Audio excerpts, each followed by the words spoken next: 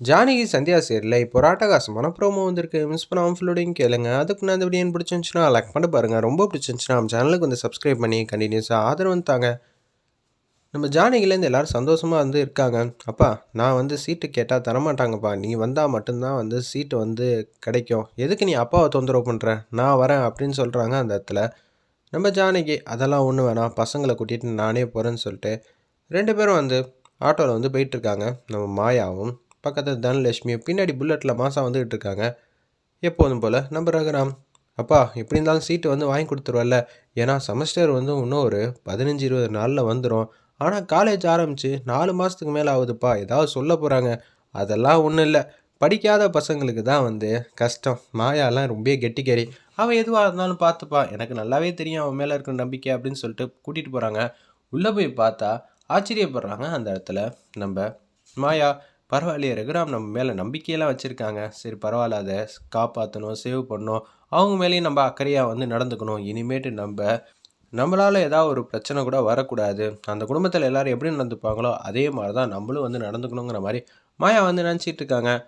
உள்ளே வந்து ஹெட்மாஸ்டர் பக்கத்தில் வந்து உட்காந்துட்டு இருக்காங்க. அந்த இடத்துல நம்ம ரகுராம், வாங்க சார் நீங்கள் வந்திருக்கீங்க, தனலட்சுமி நல்லா தான் படிக்கிறா, எனக்கு ஒரு சீட்டு வேணும், அதனால தான் வாங்கிட்டு போகலான்னு இருந்தேன். என்ன சார் திடீர்னு வந்து சீட்டை வந்து கேட்குறீங்க, இப்போ எப்படி சார் தர முடியும், ஆல்ரெடி செமஸ்டர் வந்து வரப்போகுது. யாருக்கு சார் சீட்டு, இந்த பொண்ணுக்கா? ஆல்ரெடி 4 மாதம் ஆச்சு சார் காலேஜ் வந்து ஓப்பன் பண்ணி, ஏகப்பட்ட வந்து கோர்ஸ்லாம் இருக்குது, எந்த கோர்ஸ் வந்து எடுக்க போகிறீங்க, தனலட்சுமி என்ன படிக்கிறாளோ 2 பேருக்கு ஒரே ஏஜ் தான், ஒரே படிப்பு தான் படிக்கணும்னு ஆசைப்பட்டிருக்கா நம்ம மாயா, அதனால தான் நான் கேட்க வந்திருக்கேன். மாயா வந்து கெட்டிக்காரித்தனமான பொண்ணு, நீங்கள் எதுவாக இருந்தாலும் அவள் வந்து பார்த்துப்பா, அரியர்லாம் வைக்கலாம் வாய்ப்பே இல்லை. என்ன நம்புறீங்களே சார், எப்படி இருந்தாலும் 15 நாள் வந்து எப்படி சார் மொத்த சிலபஸையும் படித்து எழுத முடியும், அதுக்கெல்லாம் வாய்ப்பே இல்லை அப்படின்னு சொல்லும்போது செம போல்டாக கெத்தா மாதம் வந்து இங்கிலீஷில் வந்து பேச ஆரம்பிச்சிட்டாங்க. ரகுராமுக்கு வந்து சந்தோஷமும் பூரிப்பும் தாங்க முடியல. எங்கள் வீட்டிலேருந்து எவ்வளோ பெருமையோட ஒரு பொண்ணு வந்து இங்கிலீஷில் பேசுகிறான்னு சொல்லி சந்தோஷத்தில் வந்து கெத்தா வந்து உட்காந்துருக்காங்க. அவங்க வந்து மூக்கு மேலே வரல வைக்கிறாங்க. என்னடா அது இந்த கிராமத்தில் இப்படி ஒரு இங்கிலீஷா அப்படின்னு சொல்லும்போது, ஒன்றால் வந்து கவர் பண்ண முடியுமா, ஆக்சுவலி இதெல்லாம் எனக்கு ஒரு பெரிய விஷயமே இல்லை அப்படின்னு சொல்லி செம மாதம் வந்து கெத்தா வந்து பேசிகிட்டே இருக்காங்க கண்டினியூஸாக.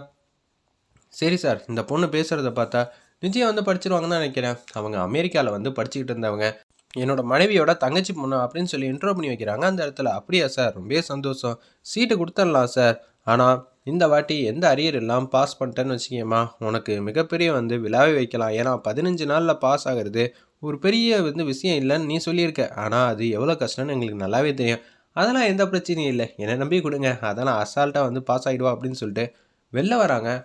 மாயா வந்து பேசினதை நினச்சி ரொம்ப சந்தோஷத்தோட பூரிப்போட வந்து ரகுராம் கெத்தா மாதம் வந்து வந்துகிட்டு இருக்காங்க. மாயா நல்லபடியாக படிக்கணும் பார்த்துக்க, அவங்க 15 நாளில் படித்து பாஸ் ஆக முடியாதுன்னு சொல்கிறாங்க, ஆனால் நீ தான் வந்து ஃபஸ்ட் ரேங்க் வந்து எடுக்கணும் சரியா, 2 பேரும் வந்து சூப்பராக வந்து படித்து பேர் வந்து வாங்கி தரணும், அதுதான் இந்த ரகுராமுக்கு ரொம்ப சந்தோஷம். அதெல்லாம் ஒரு பிரச்சனையும் இல்லை, கூட ஒரு 3 மணி நேரம் 4 மணி நேரம் சேர்த்து படித்தா முடிஞ்சிட போகுது, இதெல்லாம் ஒரு விஷயமா அப்படின்னு சொல்கிறாங்க.